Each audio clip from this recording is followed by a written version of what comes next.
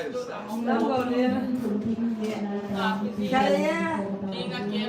Kaya kita bahasa kaya tiuma.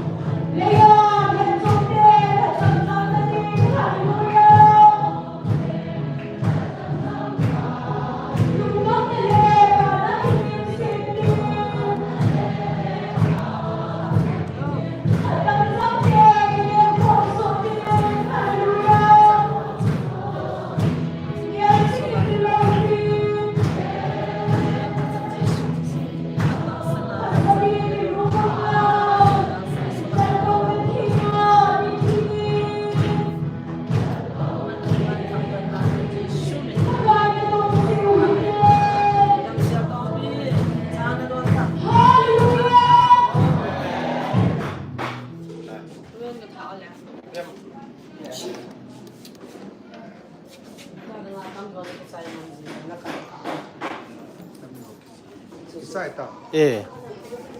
Haleluya. Amin. Kami dan apa ini. Go dalam talong na. Songkol ni sanadang. Sankia kapang sila ay kung apa ini sila mas pinapawag ni kawan ni Biblia. Tuloy ko yung kawan ang mga kay pinipili yung sa iba yung mga ini. Ay itu zania so pikong lori na. Tang zoy. Siya sa mga man kidihintin. Bible simding hinggolang mangboy hong hintin lasading nunga thempi abana pithem athum na nu ladam sikila ki patha saina hi nu achong KPI kampo pi cho si chu tu ni kwai ki mancha ni mo he thei ni achong na ma ki pu hintin ipi le pathin thupun khat mun khanin sin bo ingate ahi long ho ni chile si na thu mubin lấy si na kusa ding bo nagyan na lai ve ke man wang tu nya hi long ho hi na ta sa sa na lagaw ka ngai lu na kalong le ka ki sala thong ha do nahi taw bin tu ni le si pum pi aman dim sa na nong ho lagaw ka man ding hi ke man ka i zo ahi zia ngai lu na lagaw wa khong bin nahi ve Yuhandan, nama sepena yang tahu nakat menayutin,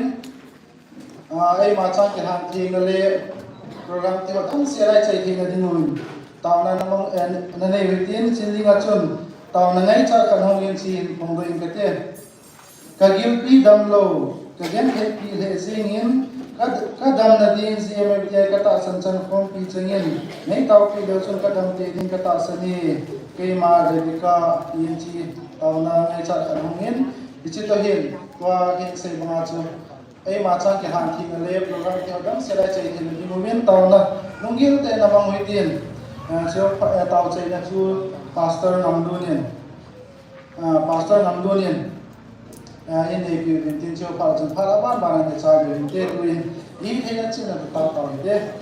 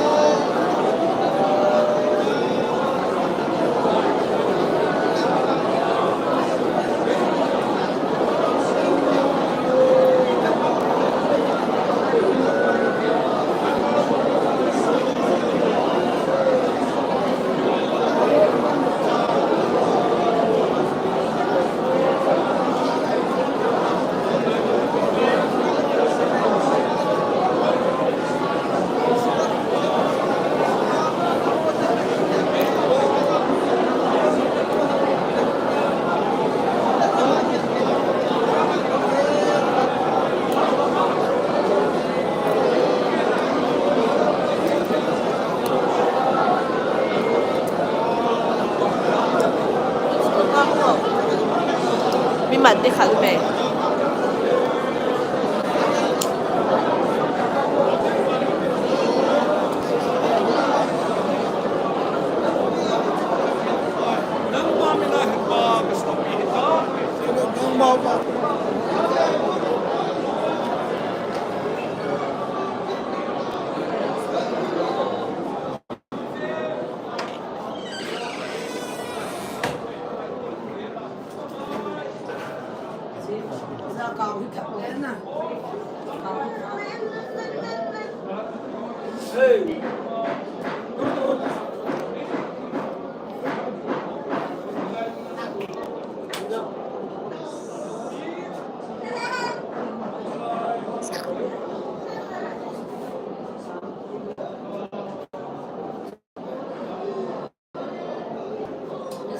Singo, cái hai đây thế.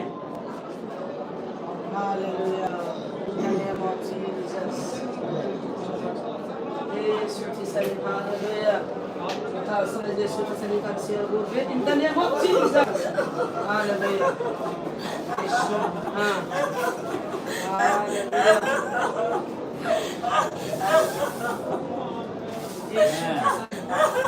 Kaya nang mila sugboy mo. Yeshua minin. In the name of Jesus. Nagwala ka adi, namitsa wala kiyawda adi, lehe ma, hoy ta mun hi lehe chin nai ma, athiu de ta ma, athiu de ta lo ma na, athiu na wi lo ma, bana lo gwala, ngen ta, bana lo gwa ne, na gian ni ma kong khoi di ma kitela, la gian tho di ma, aro kong khoi di ma kitel ta, hoy zo la doi. Iki hậu đi, không khoai đi, iki hậu dầu đi, anh này hỏi tao ngầu pít đó, dầu bằng lâu ngầu pít à, cái nào thì bằng nó lò gột, chúng ta hút chất tao nó nộp lắm thật mình đi cái khăn đấy đúng lẽ, nó các không thả mà nó ghen nằm, cái hậu đi là tiền lâu mà, anh ông ghen, bằng nó lò gột này cái nào thì, bằng nó lò xoàm, ghen ta, cái nó tăng, bằng nó lò xoàm à. Bang nó lo số miếng gen tao nó gen lâu đi mà có thể lâu phải rồi cả, phải rồi cả này, phải nó nụ gió mà, phải nó nụ gió mà nè, phải nó nụ gió mà, gen un lâu mà, nó gen rồi đấy, con phải rồi đấy gen à, nó gen đi mà con phải đi mà, phải rồi nó đấy, phải đi, cái hậu đi lấy không toàn một, mà đi. Bang nó lo ko long gen à, bang nó lo so, nó thả quân mà, bang gì cả, nó thả quân mà, bang gì nó thả quân bang gen à gì ôm ấy, bang chua nó thả quân này, cái yang means jalan, cái yang means yang sih na, ai pin yang sih. Ai pin yang si piham, Chan, iti ham Chan.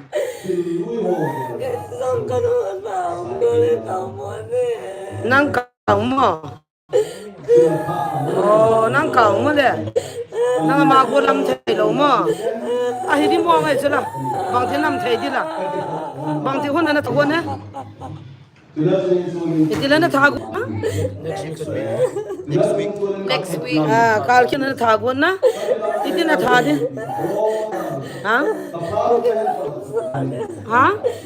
ki khailu san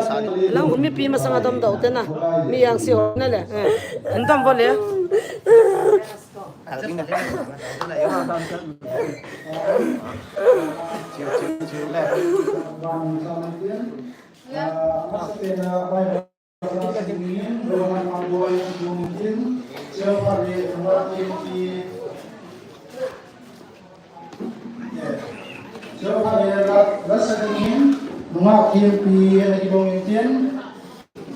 ama hong ki pa thu sei ding nu a chong kang pok pi nge kam lo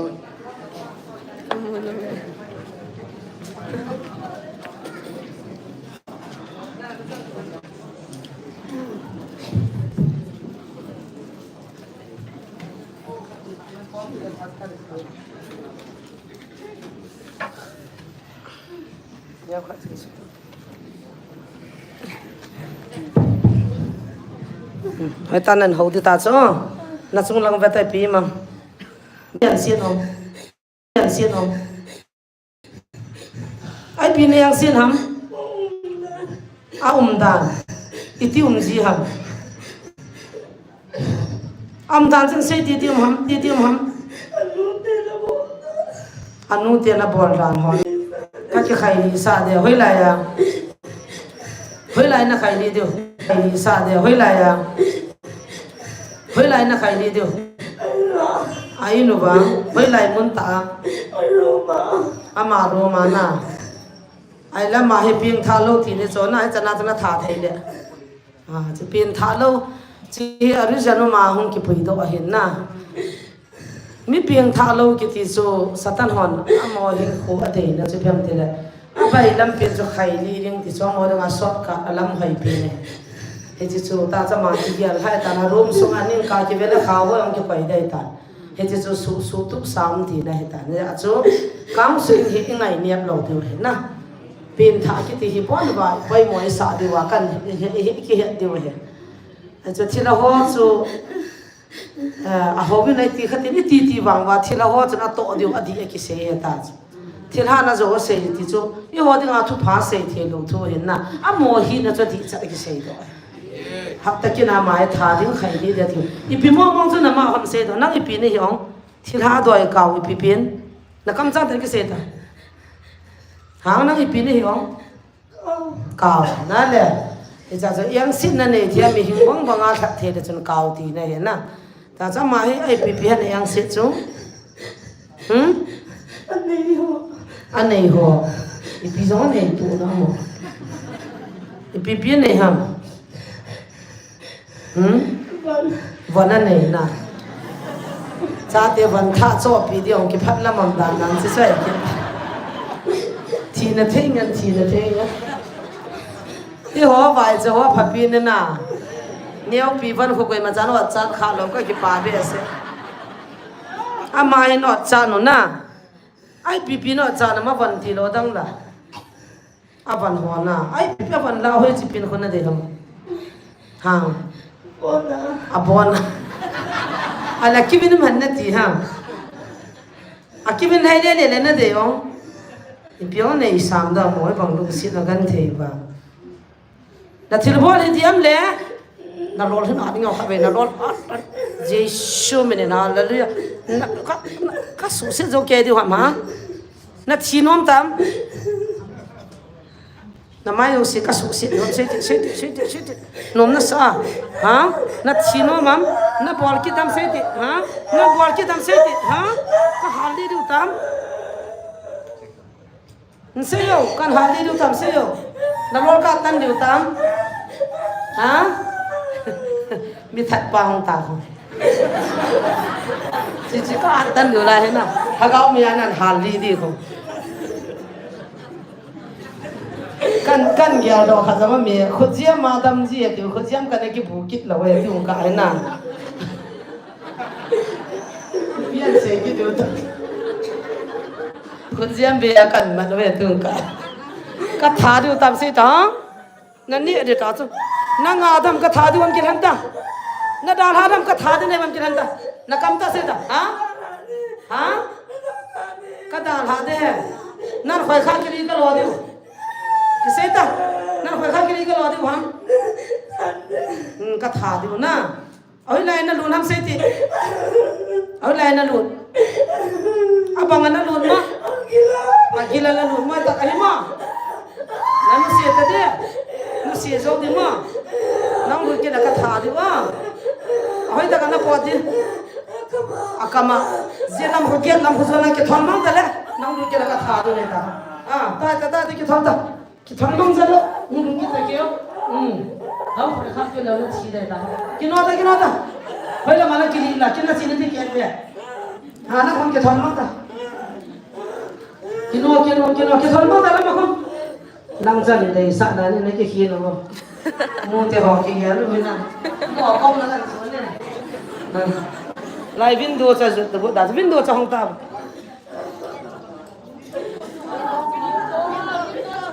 nó xin lắm đâu mà nó không có nào sang mà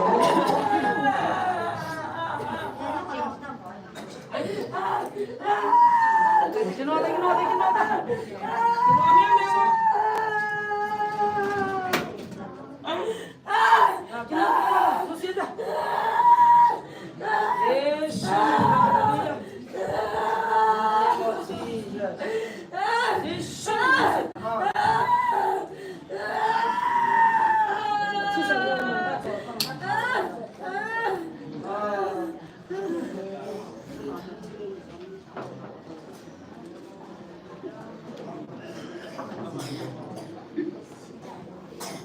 cái sọ nó nằm ra này wow wow đẹp kiến chỉ là bằng khai thì cái gì mà nó sắp bằng xí xí cái nào vẫn đi ra làm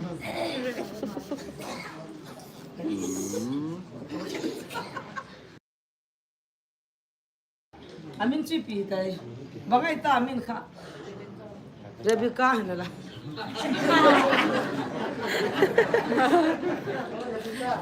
Rebecca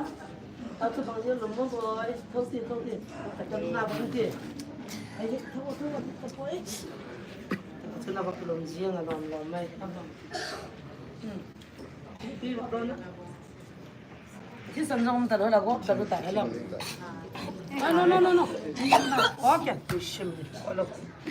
ok chú rong ta ê chú hay ta cái tiền nó cá lắm ta sai ta lehem ngay thằng nó ngay không nó ngay thì lấy một cá lắm mà cái tiền nó không sudah mấy ta lấy cái pa mà đi ta lấy sát đến đây rồi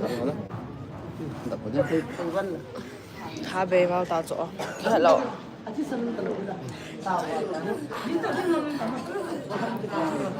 Con cọp đàn rồi. Chưa bảo.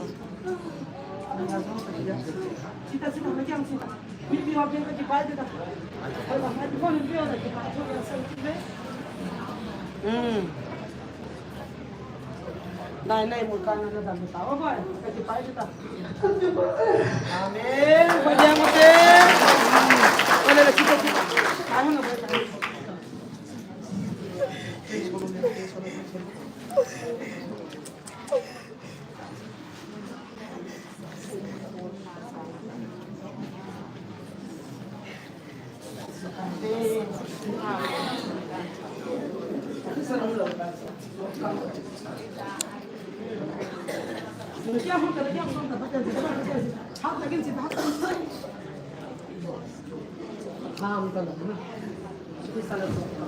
Jadi mungkin kita tahu muzal haleluya na sabte na. Haleluya. Amen. Kalau kita cakap na,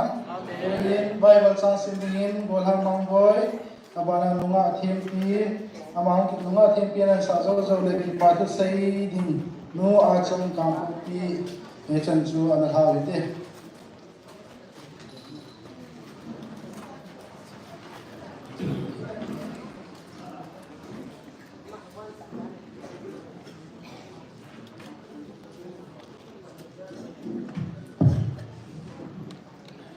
Psalm number 2 ko la sagi chang khana pa changa chan athapi pakai thane na le lem vai po chang khat pakai jin lem vai po le si ki pa han tui khang le ki mel ga mi te ki pa thanom han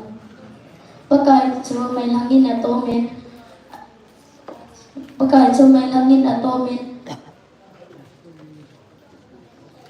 muthil lang khala ki he ala to na di le tu ta changa ki to hi ako ma me ang kawin avial dunga ki do pi o ahal wang so tar ki alha satin manoi pumpia salvazin le sini na mo do tinga ki hot lul ji pakai ang suma mo sang zo si huilu bangin azoi sultan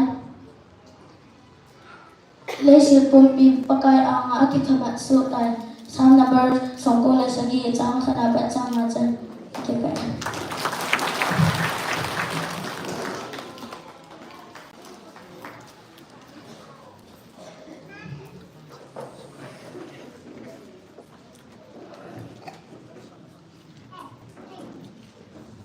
thả chỉ về tu ni cái gì đó exam cái mà sang ngày apa nale aja nang ni mai the ahen in sumi te pama the si num sa hile inam sumwa le simwa hin lo thina ke nei the ding le chilai mun ta san nai lo so sin ala ka hu hinga on the ding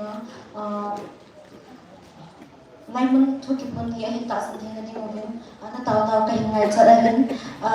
ni si lai mun na taw na nam pya ding ho song chăm phật thì khẩn sung và hình tâm selen nang ho song pon thon dai na pang vil lang ki no tu ka siwin chi chu pa kai bina ke ki le hove tu nin pathim ba chu na din tu nin kum tha ki pa mi te ti la chu hin sang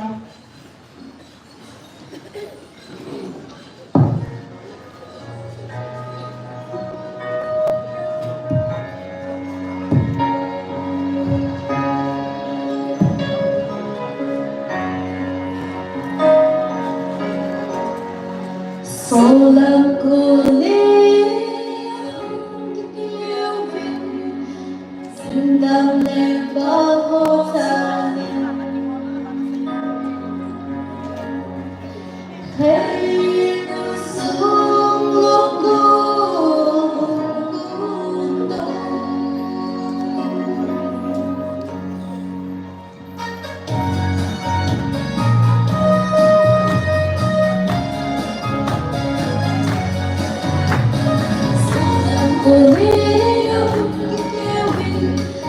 đam lên bao hồ sa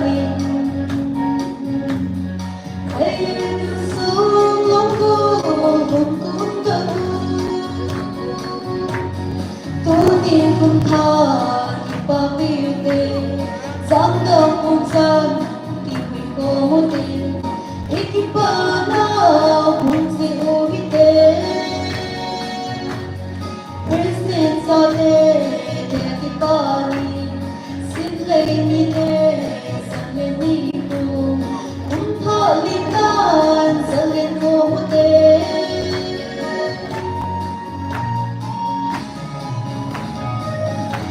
Danas Notin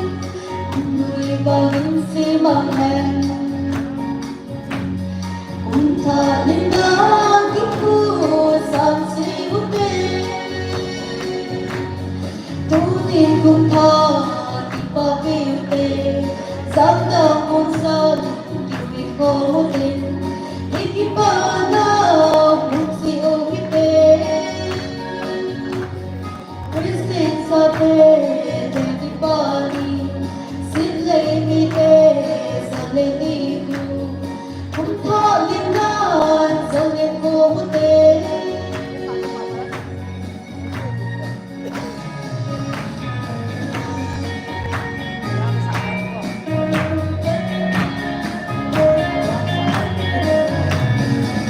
người ấy biết đã quên sao cả và không bao tề thà cái nhìn mà lần một si quốc tế tu tin thà đi qua kêu tề sáng đau buồn gian kêu cô tin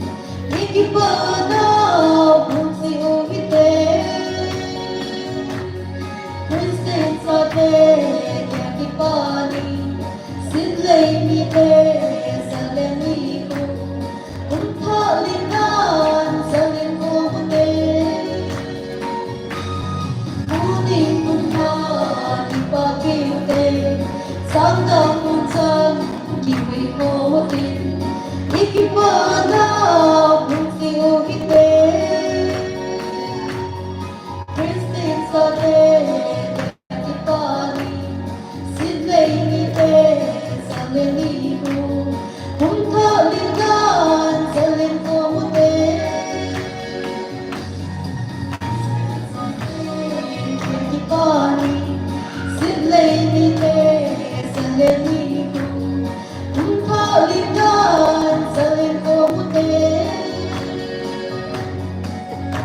Saudara sahabat bertin untuk saja gue kata ibu bintang kita ya.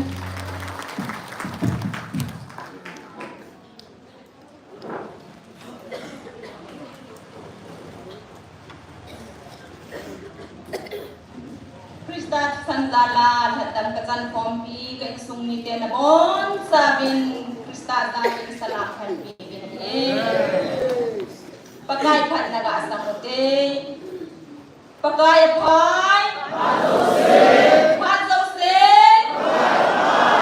hin chu thang bai dong hen pagi pa he sein date 30 ni achu kahung do ahin kampo pia pona ke kampo pi kahi po in thing hang lang yal nal kahi in yal nal he he dong nom diu lo hello dong nom diu ahi in kapo house pu kitile kapato kahung thon ahi in na tao naw zalin ke ni dong dam selin kahung wai hung thonin kahung thon na patnin hitsinahi thim lowa pan la the da ta sa dam na API pau pathin abelin thang ba na kahin pi in hi loi khan in gel hen lang hi le user hi iko aman ding gel na de hi in kan hagau lung thim chun hi chila hi angai chama ma zein hi zein kazi ka cha te ko ma ka sejin phat hi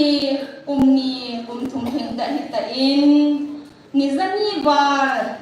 inami te taw na in sung thalangin ke be kar sung in kate in kasi kacha te ko ma ka taw in hi ne kazin jong pha ai sa pe in kacha te jong pha ai sa pe ni zanin jong apelin pathian ka thang pha in ai kangai to a hi le ni khat jong kazi kalwai pa to ki hobin ama jong hobung ki khop na sa bin tàu này không quan thổi này tiền các cái vài thả cái thằng nên anh sẽ tàu nó bằng các thằng sắm các thằng sắm sẽ ăn các ngày trả hết thì các xây tổ nô mình là hiện các hung cả xuân thì mình giống các dân nô neo pen nô in tàu này man pen các hung vài cột là hiện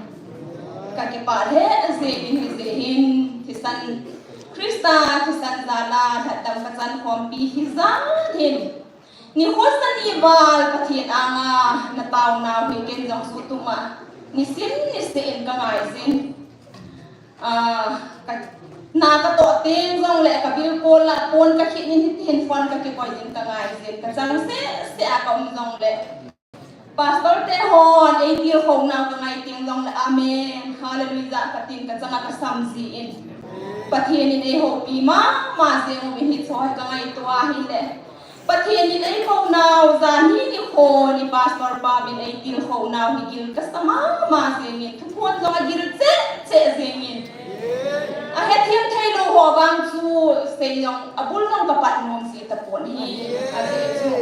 pon na chu tu ma min abula pat ngai zin min ka ti tho zin a hin Bible in nang na in sumi te chung a thil pha ha bol in ati hi le ka zi ka cha ten ba he ting chu ka ngai sama ma zeng si a hi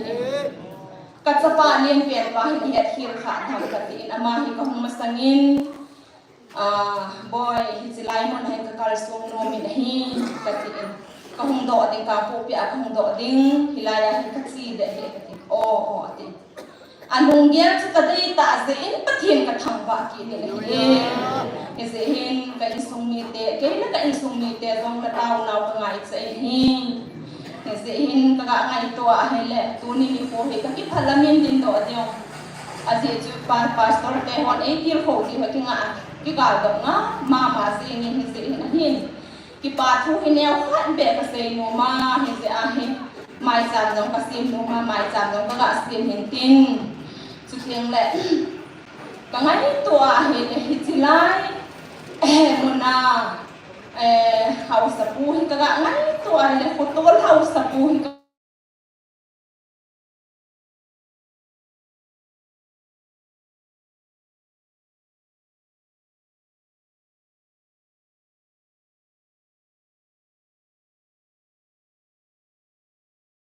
Zala i-founder pu evangelist hon pathin na hiu sen i-founder pu evangelist hon pathin na hiu sen ai to pi thei bai hon ki san thei diu ki joy ka mai to la man ka ka san na lo min ki se ni pa kan se he se hin zu tu ma kan bet ji tiang la ya pastor te ho tiang la pu ps ta hi in fon na hin ka bezin ato bol ho ka bezin pupias dong ya om lo ting thom hau ka sa zin hiti chana in ma dong puni zan ki da pathian zala nam le ka ma dinga hi lo le pathina thagau mang thai ho adinga hi bang ta ami thisenga thatza pathianin a thatza tam pi e skoi pi hong zalin zong abenin ka pathian ka thang bai hiti lai mo na thu kan ngai chun kan he thei lo chu hin sei lam pu pa zors le pa hau pau nhau pau nhau amani tu sei kan he thei lo hi zo amani tu sei wang hi e ho pau a thiang pa hi sei hem lang hi la katitama katisi hai le cái ngày à chú cái hiện thành ta cho cái thiện cái thằng bay này hết trơn và tôi bao nhiêu rồi không cái tầm tạ lại cái lim rắc rắc riêng chú tiếng lệ ba giờ xong này không bao mà hay lệ và thiện hay thắng bà gì giống chú cái đầm sốt riêng gì nam rồi cái ngày tôi đấy ba để họ in ba store họ in ba thiện in inam piwa denga apa hadza na tun masat pel miwa ma na hi be katin mo tiba atam pi bai be lai mo wa tiba atam pi tipum khat so denga pathin ei hil naw banga hi chi e khatsate ho pakai khatsate ho so se hi isam zang wa bana ikyang patsan ke yu ba denga pathin in akai zan bin halawiya pathin ma khang bai la hi hin ama ho za la inam piu ki khel na hum ding a hi si hin ke la ka isung mi te bon sa bi ni pau pathin in phathei bo piu hen lang inam ngai chan ho zong pathin in lon hin nei ki sing taw hen ti chu ka sei no ma hi in la sami jang ka hi puan zan ni ha chun ke ta salama ai lo le thanga wa mi tha sa ba ki in hat lo ki in ka ki til kho zin la de kan ha something ei su thowa pam zia la hi tam pi o min ba choi la sa ho zong jin hi in kin kaga ki til kho na la khat ho min kan sa no min azi chu la sa thei yong ka hi pon hi zong le hi chi la siam nu la siam pa chu ma zong hin pathin ka thang ba in hi nitin cross ki put na jisu no zui din ei ko zin ne chi hen sa in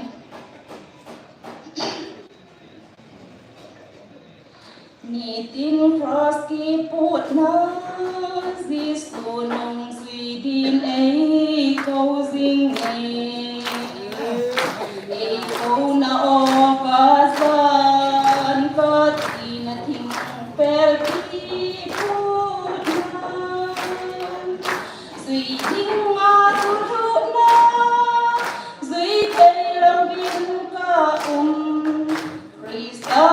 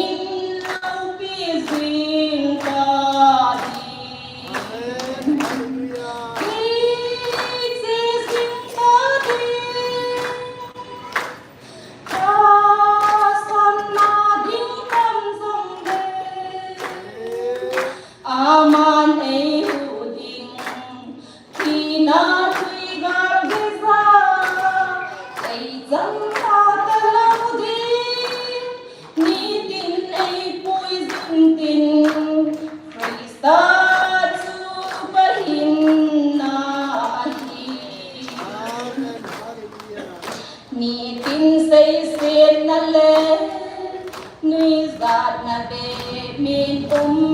tiếng dòng đèn gôn lẽ bay tết zengin ni tin ei pam bay zing dòng đèn sung illa lagaw di hata hi zingem Krista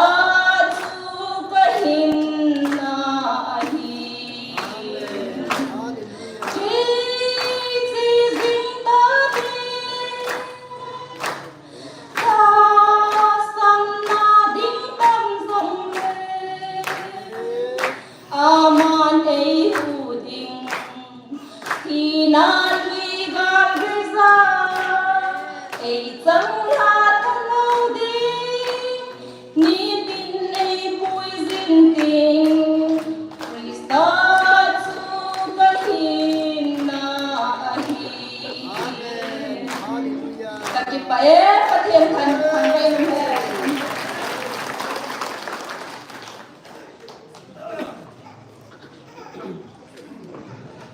Paumen Bible Science in ho him sikile ba chila isa pi ho chunga ki pathu se gena ma hazar pa pati thangba ni pi ni he gelnel hi he jong yum ding hiin hello ho ding a chu ga se le na gam tha dan chu tu jang vai chong khalang pe hin lai na lang ka ku na chu hi jena ma zal ama hazar na chu ben ki pathu a chunga ki se gena he abana na chali tin taw na khat ana nei tin ki pa na mai cha no hin sim ji chula taw na khat mi pi ne nei tin sin dinga chun point tam do din ni bo se na ta du hi en cheo pa chun ba choi la ni in la ding cheo pa le til khom na ma hin du ti hi tin taw na gel do ding wa ke hin dei sa choi le khana inam piu ikingai lu thei na dingo ikipum khat thei na dingo ham le paw za chung sama ki khenom lo hela kilong khat ta pathin khat hi banga no zo khat hi bin ta pathin ei ti mo hi nei ko na hi ja chu ikipum khat thei na dingo hin tin chukil le front line wa di bon chang kya sai bon lang lo hin tin bon chang kya front line nei no mun zo si wa hi pathinin om zo si nam si pe ho hi anda volunteer ho hi anda chukil nu ti ho hi zong le om ta pha bohon chan ge na bon chan kya ding taw na chitian ni ding se hen taw na ana nei tian mai cha hong ki han te hong ki choi ki pa na mai cha te hin han dom na hi ba sa thangya wi nei pi tin chi taw na khat chu ana nei ma saw tin cheu par chang pha na ban ana chaw de te tun to ken se ti ni din chun taw na na ma ngoi ti hallelujah hallelujah amen o pati na tin lo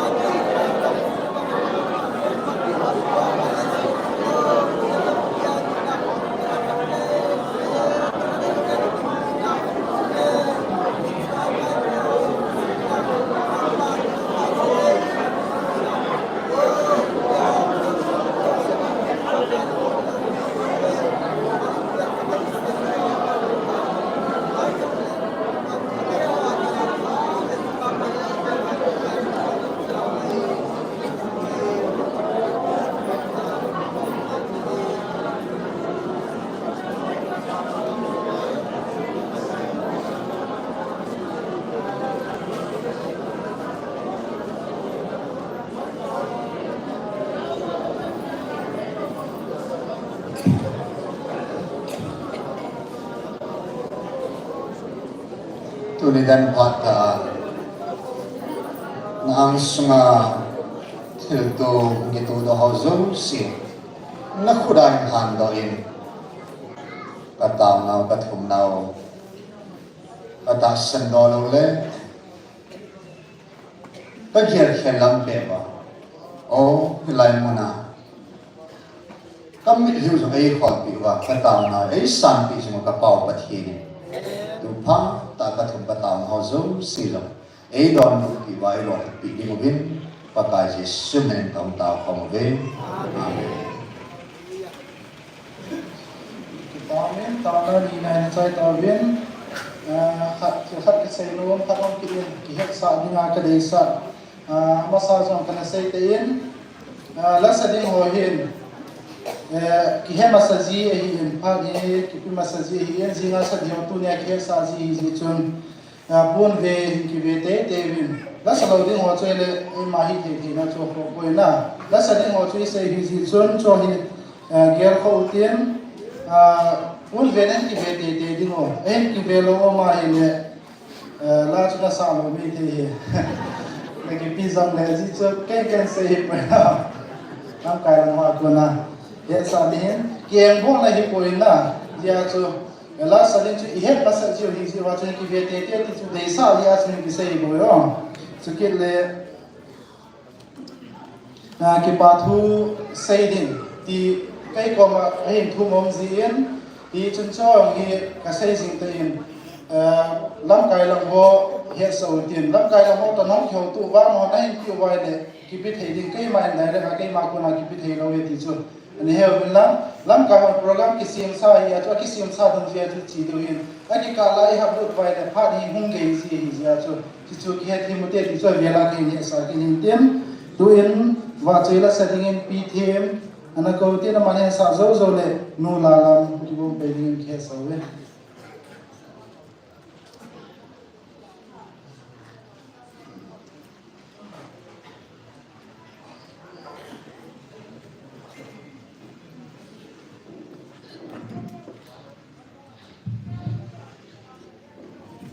Thế vợ chơi nên đi cái đình lô bên thì là xuyên sao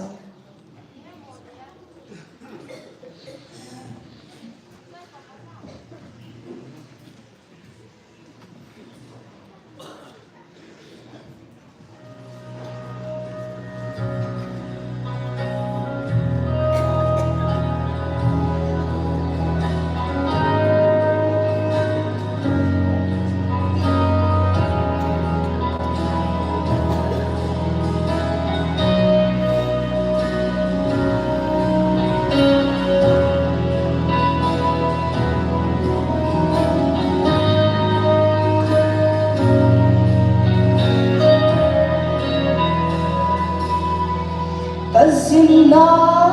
lấy xin ahin na thiếu xin ho cà phê in tuy sang lên thím lê vạ cầm cô cầm hâm hình hỏi hồ lấy xin lê vạ cầm số la xin hỏi hồ hình na lâu bi pakai kaki pade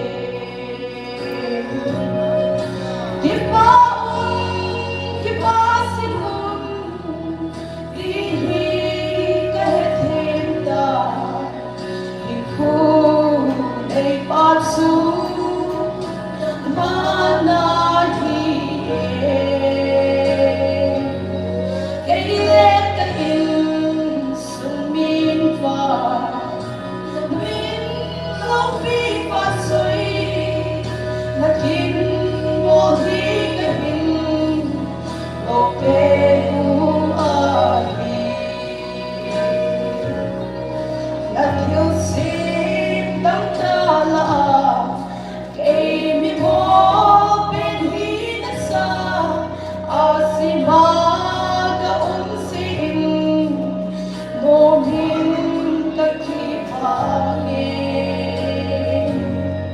Kalung don le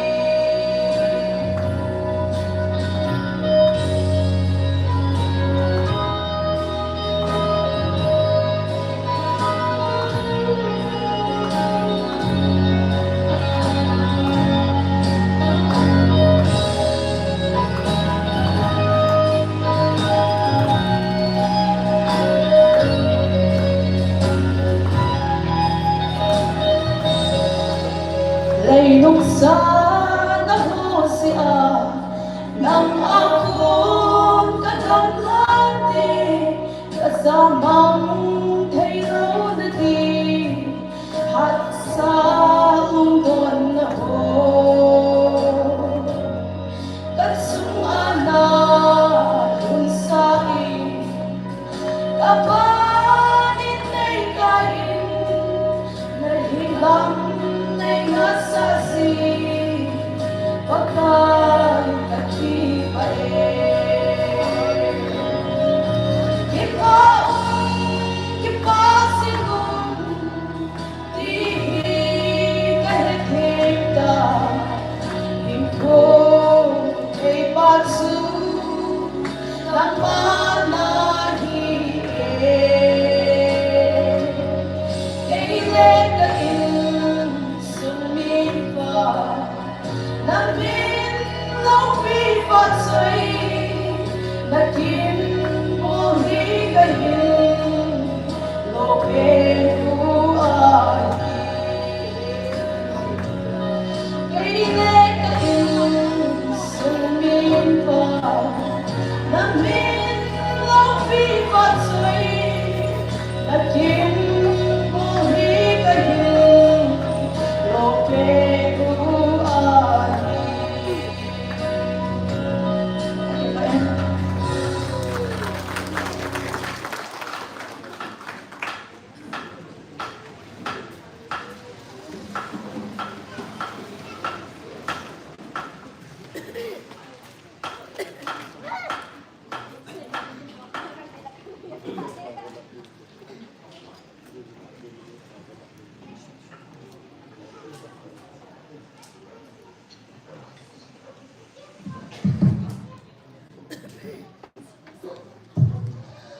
Pakai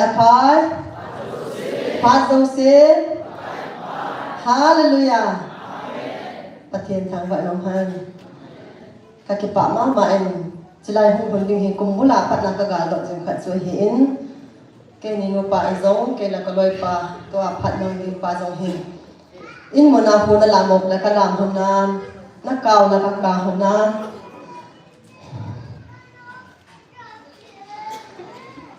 ทุกคนหงผัดเลยแค่นี้จ้ะที่เราสิกสูเกี่ยวหัวหน้าโปรแกรมเราสิกแคนเซิลหัวหน้าแค่นี้จ้ะก็จะเด็ดต่ออินนะ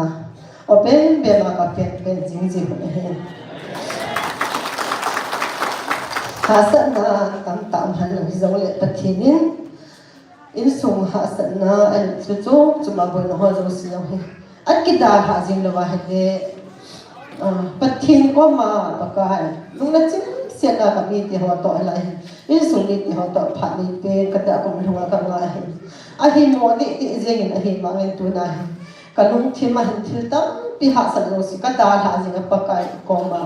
ที่ละเห็นที่นั่นที่เห็นละเห็นดำละดำจ้าจุกระหงจริงอะไรตัวนี้หัวตอนนี้คนที่จะได้เก็บบางคนที่ตาเป็นประเทศกระทั่งวันนี้และสาเหตุกระเทียมปูนให้ส่งเล็ลาไงโน้มไอ้บังแล้วน้าเป็นระยะไงโน้มไอ้บังมาแล้วสอดกระทิบลงเห็นจงเนี่ยประเทศเราเป็นอย่างงี้จิลาเห็นกระลุงทิมอ่ะข้อเอกาจะเห็นอาจจะกันสารเห็นเต็นประเทศเราเป็นอย่างงี้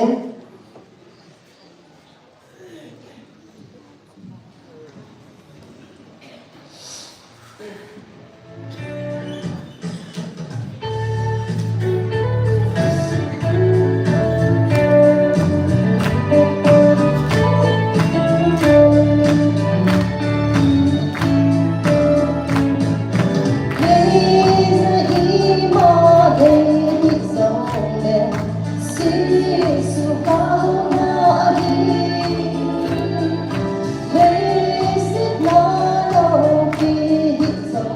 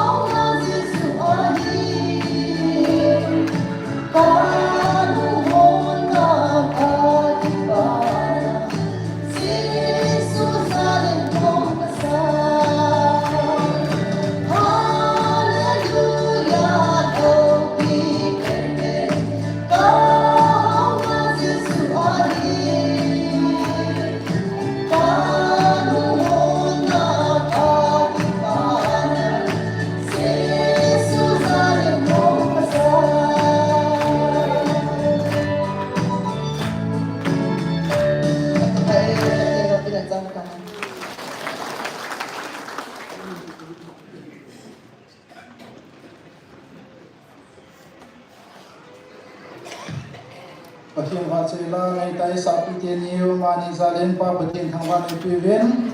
wa hi ti khona lama na lu di te yen taw jing le yen counseling ki ding hi zin khang tha ti wa na min mi pa wa le chi counseling a zaw ding a hi ki bo so ke di ti chu tim na ki ne yen chu ki le taw na jang jang phale ni gya lo di hin tin ki pa na mai chang kha jong hong du dim chi jong pha le so jong si taw lang kai de pa in taw na hin za sa ni hin tin hin le ken khai be sim ha nei ni ka te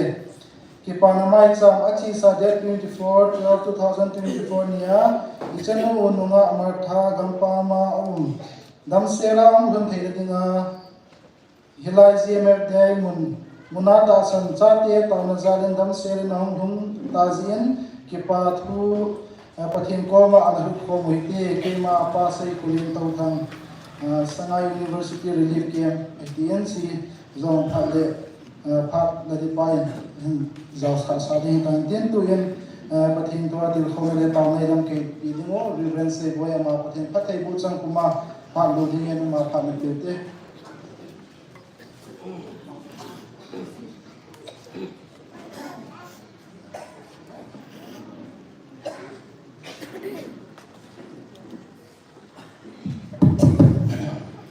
Haleluya.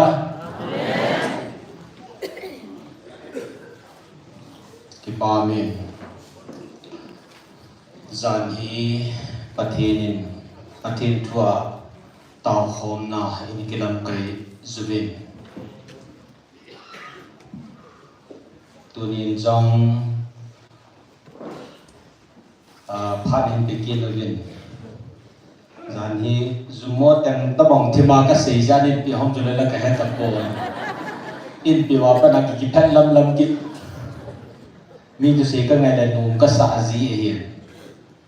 ai pi zong le pathin tam na phai pi wa ke zong din thia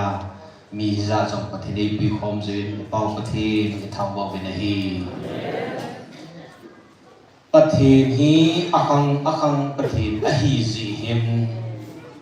yêu hem ivet ton diu ivet ka diu ilung thim ipuwa ivet ka diu ibong thi pe lu chi hi tu chung tu pun ho so hi vet ka diu atama tam jing hi si lo lu chang ai hi neu cha cha tampi vet ka the di hi umzi a hi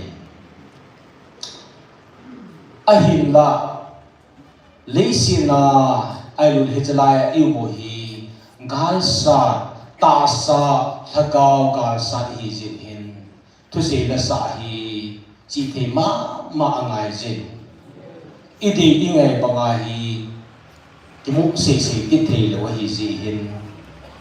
iti se di tam ti lo gyal ngai tu ki yong ka ki gel vung ji in na yam phat nau se hi hung pa pen ding ka gelin ka ngai tu hi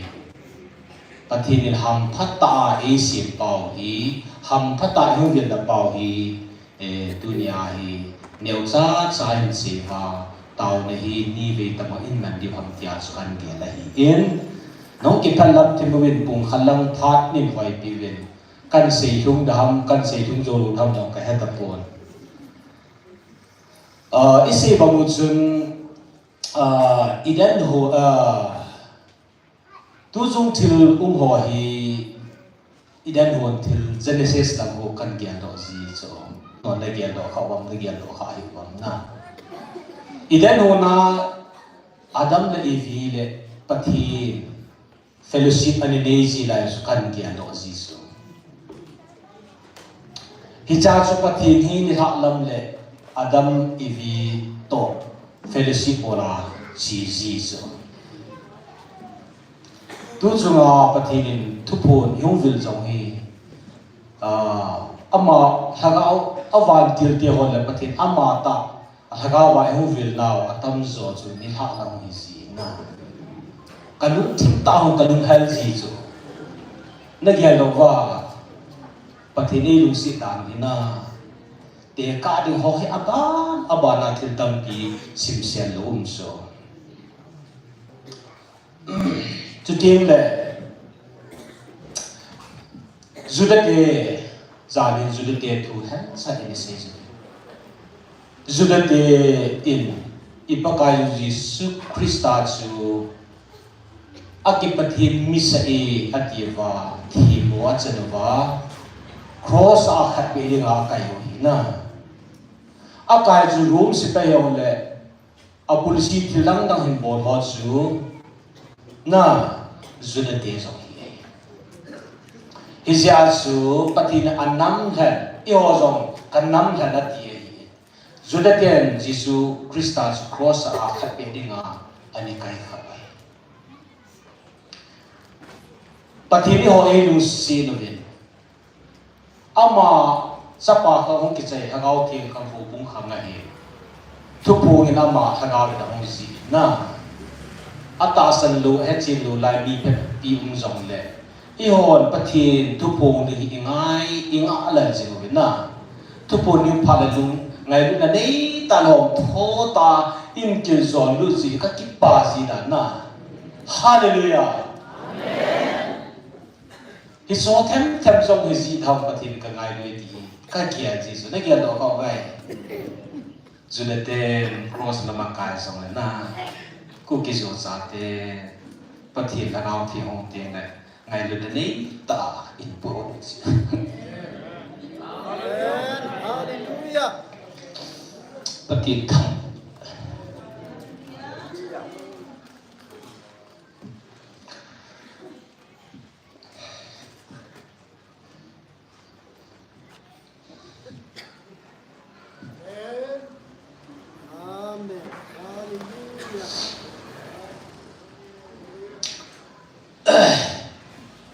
ichozu siwi patin ini pi sawan hi na wo pakai no vil ke tavin ti a taw nam mi te ti ve ti so hita banga taw nam mi te ti vi ka ge la hi ne i ho phat la wang chei pun agong pa ma ma na zanin ka sein patin patin a ki sel thapat ki sel ki pung so lu ta bang me ti hi in jong ke chen zo do pathin bo chun het si he so zo si kai kop chun kanam ngai lut mi te athina vano ya chon phana hi di song e wa sa chon pha zo mi dim se le ai wanga pathin hui lai ta hi e ya ko tam ti hi tu lai hai phun pi sanga study ha ta bo hi poi mo pe ni na ya su study bol nom luwa gel nom luwa athu ngai nom luwa a het kham kham dem nam til dam nga bo ho hi ha ta i tau pi du ngai na Ijas tu na hi tau na di point number 1 hi aya hele patinin Israel ni te kanan ka maju sa chu Jericho phawa chu kulpi chu na aho chin tho tu na song hi hichlai ka nga chu zat chu ma patin abol sa hi song le I ho ade nga song hi ta san lal na ta san thelo na bang ho ai lo le ki pum khat thelo na bang ho hi tao na point khanai inei no mo chi ham ti a he hi chi I ho chin ki pa hi na I ho mo po na hi na ya chun hakau phat the ni ki ti hi ali dan chu igiar sangwa lin zo ka giar sanga lin zo na ka giar lo chan ka sei the do ya chu pati ne hakau phathi ka bu ni ve hakau wa kanam than ni le ve hakau wa ka hong vil ne hi ve ti hi ne giar khaw wa na hakau wa hong vil su tu an hakau wa hong vil su so zanya ka se ba hakau akiti ti le ka hakau pati ni ta sa jong zao ji su na ya so hagawa ka hongvil hagawa ka ngai lu hagawa ka cha te ti hi itisan long zao he ka ti zan ha ka se na a ji chu ibiza ka se ham tia hi le hagawa ka hongvil he tia hagawa hongvil chu I ho la ta bo literal chu hi nga hi le I mut ta ta wa hu hagawa nga hu he ba hongvil lim da ni chu na Ilo ha ta bagawa ko vele ti wa tak sai zau lu ha ai li manga hong wa lu ji bai ilo hi hi suna lim sai mo wa lim lu lu wa aphat ho ki wa I ta san wa to na ki ho lu wa he mo ai wa ha ga wa vi lu ti so it's a meaning lim ta pos ha ga ka ti na chun ta sen chen na siang zao he ti chi het ta na hagawa ka vile ti wa nga chu I ho za thi nga ho nga I mong wa hong se ti lo bai chu ina ko lu I mi tau I ta sa ta wai zao chu anung langa loi amalanga loi na hi za chu hagaw thu ki ti chu atte pi bi he tas ya chu hagawa ka nam the na ti ri ta sang zao hi ti chu na apul lam chal sak ka ni se na I het thi ti na ai ba pathi chu di chang thu chi ha si lo ade lo ya chu I se ji lo na zani in ma se thu ne wa kan se thu phung wang chun ni cha chu ko lo he ti ya chu ke ka no se ta lo de na ai ba nga chu I kian thu the de wa chu se na sao thai ti ba chu na I lung thi mai mai de I zam ta ho hi lo wa yo le he pao thu phun chun hin se na de ai la ha ka thu a ko li ta ba chu zana chu I lo the di ma chu la te po na e chun tua I te ka di even ka di wa lo pi pen ta chu pi ham I ja hi le bible jo hi pathin ho la hi bible so hi puma ata sa lo kyung so na pathin ho la ya chu Israel Judaism mo bang kon abon na hi ta san lo ngai ti na pati no ai la ai dio la bo nai ta sa do hi plus ong ki de ta thu phu do ong hi ki so na ta kim phat I ho la su ki lo la ho he bible bo I chi bi wa bible pa ma hi adan wa hi adi lo hi ti I thi at ya hong the lo ta san thi lo di mai na adan na hi ma adan da nai to ve do ngai ya tu so nga thu phu chin pi siam ti le tu nya kata kau za tak san ho mi ham phan ni be ti na tu na thu phu ni ta san wa bai ba ni pan ne be dai ta ki pe mang lu chu hi mai sai lu chu bible jo I ta san diu thu phu jo I ta san diu ani nai ta san lo wai le chun ipihak pathin sa hin ring set blessing pathin ring set I chan ju lu dim zo ka hin na ya chu puni ta san mena chu Bible dem ma e gel lo hi na Bible idam na sai tu pun Bible idam na sai lo Bible ahing pun ati lo chu Bible la han ka kan ki si ho chu anh si ji be na anh si ji anh be la be tam pi zo ma hin na ya chu cha ki si Bible hi a hin lo fa na kong ya wa ti lo hin na ya chu het thim diu ji study ani nai ta sa ni mi ham phai na ichi letter ta ba chu letter ta ba na le ha ti kha na ichi patin letter ta ba hi ya sto o hu pa hi ama hi tui hagau khang hi lo la ta sa hum tin ti nas ya chu ama ni contradict ichi sa lo di ichi an thot ma sa hin to a o a hu ve lo hin na ai la to a o a hu vil pa wa specifically mi dan dura I honi momong wang su thil ki dang hin na hi chi ta san the wa ya chu thu pu ni dem di um lo ya chu mi tam pi cha thu ki pu hi pathin hi pu ni pathin ni lo la satan ti ne chu na hi chi thu pu ni pathin ne ti he wa lang le ai agama dia garin ki la wa hum di pu chu amoy observe body ipiding ti hello le pathin hi a cho ta san lu ji ho na pathin hi cho he lo ya su Bible hi chi si ti a su Bible pa ma su pathin ni na to the lu da ye pa su han sa ti ge hi ji na ya su letter mi ni jo ki ya he mi letter la tho na letter la tho ji ju na im lu yong le letter ke tho na ai wa letter le athot pa su ko yo lim dam letter to be ki chen the ve letter just communication and bol he na ya chu tu nai pathin ni chi an man sa ji ya ma chung ji na ya chu letter to just neu cha ka ko chu letter la chu ilu si ki the lo chu la na piece kat piece ni kal ki ji the lo chu trong hi pathin e ngai tu na thing se ni lo chu neu cha an ta sa na lai chu na van dam thu yong thing nai sai lo chu chai sai van dam thu thing lo da bun thu yong thing lo just neu cha information ta bang neu bo chu ichi pa mai ichi Bible pathin sang pathini chi ko sa ka wa ichi kal pathini chi Bible to ni te ka ka wa la chun han sa chu hung lang sa te na han sa just ice bag and this sap te na tai te ni nga chu a chi na wa chu bu bang na chu na bu bang chu a su khau chu a mo na mu wa a do chu ni ha cha ya 10% zakat la so bu ki mo 90% at bulanga hina so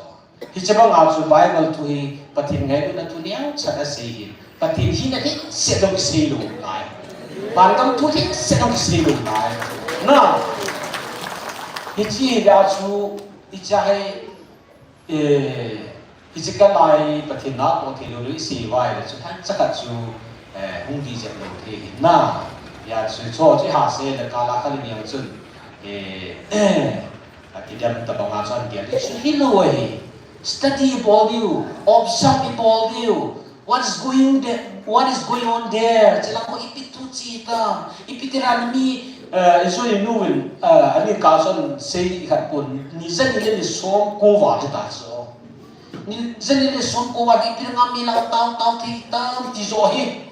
na khol kham si to ki nai ta na ya su ai pi na zong le bundang zami tu ki se ha chu group za na dok lu tam ku ye su mo ka bo ba ali ji na ngai lu za la dom loi ta pu kra da dom lo di mai na ai yo ko ne no sim la chun an la na thi ji na ka tha le si to liu ji ai ba nga sa ko he ka ti ki na hiti so here is asu ise num ju pham te si jong ita san dio to hong ki si pao ta san iti ho chu miam pa hi ti suna aji chu thu phu na hi ki se hi hai ta ge la le Bible ta ki kal na khat sam lo chu na wa kam tu ji ma se chu la ngay lúc điều thu gì mà xảy na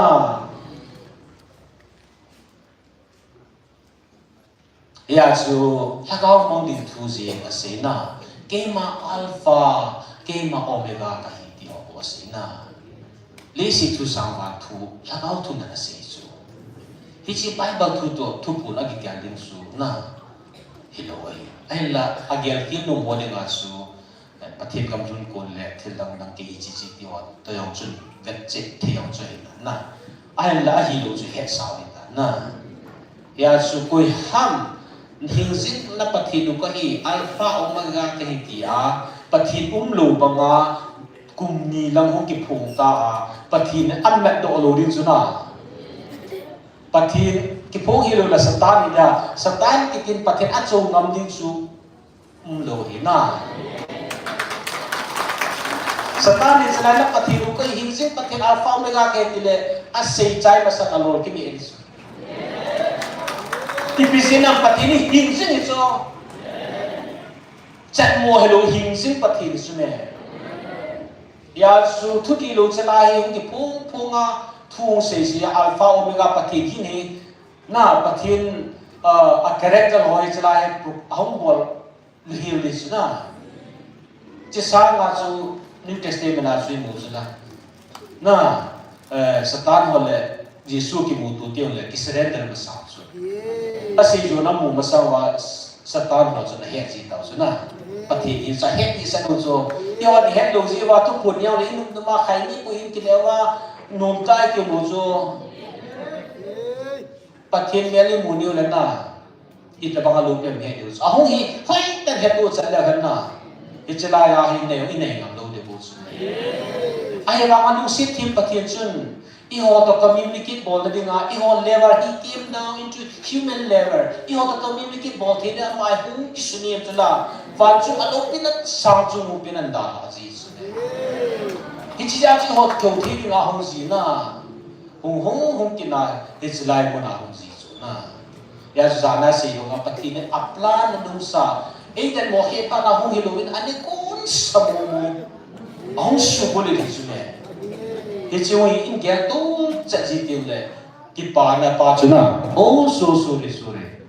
kipana pacu sangri saci na ya cu pati enu sin na pau hi ai time gel tu cenai le piti sikita kipat lam dewa kipa na kipat lam dewa kipa ji pati nung hiling tiyo kipat lam dewa kipa ji ija su pati hibang lom loma ichi kipat ji lo hilwa go heno lagaw ba katsate tisna na tuna hai ke hi nang hi nakita ipihan college ka nikai la su principal ka nita ni si sa ka do form na wa na ando na an ka do form so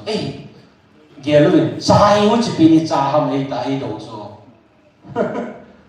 sai hu chi pinam cha ati so na a chini ko cha ham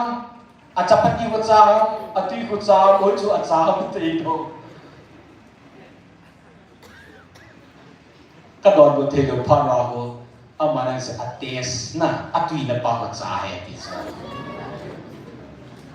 chini jong a za lu cha he the lo sapati ra long le hing lu tui ra long lu lang le the lo na a khon ang chom lo le ti lo the lo hi a pon chan ke ang ki su to atui na pa ko cha he ti so tu na jong i hi nao ka hi na nang ni na chu hoi tan ve le wan itasa niala ni na pau ka hi lo so ka hi ni ta thagau pa so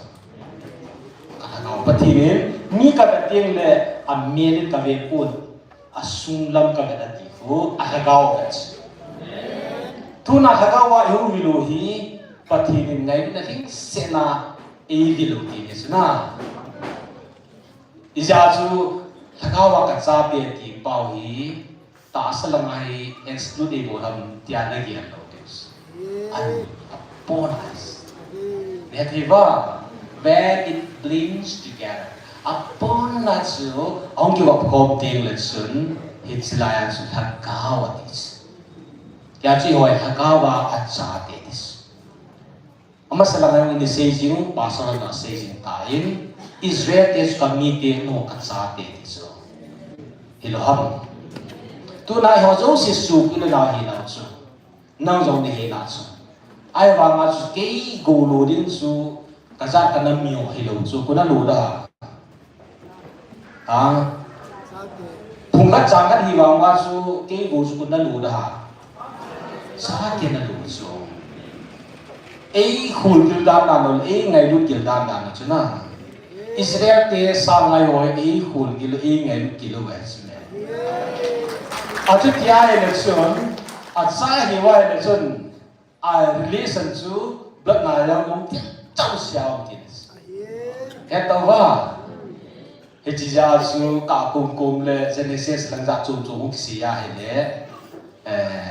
ka kum song le chen angai hiel sa anom si na.